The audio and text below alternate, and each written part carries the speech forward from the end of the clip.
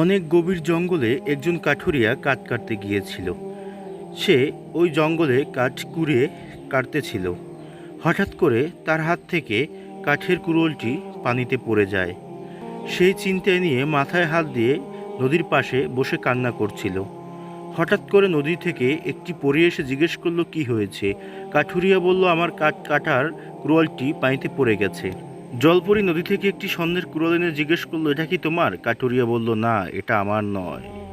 তারপরে নদী থেকে আরেকটি রূপার কুড়োল এনে বলল, এটা কি তোমার? কাঠুরিয়া বলল, না, এটাও আমার নয়। তারপরে কাঠের একটি কুড়োল এনে বলল, এটা কি তোমার? কাঠুরিয়া বলল, হ্যাঁ, এটাই আমার। জলপরী কাঠুরিয়ার কথা শুনে অনেক খুশি হলেন। তাই কাঠুরিয়াকে 3টি কুড়োল দিল এবং জলপরী নিজে কাঠুরিয়াকে বিয়ে করে সংসার বাঁধলেন। ভিডিওটি ভালো লাগলে ফলো করে এবং শেয়ার করে পাশেই থাকুন। আমি আপনাদের সাথে ছিলাম মোহাম্মদ হাফিজুল ইসলাম।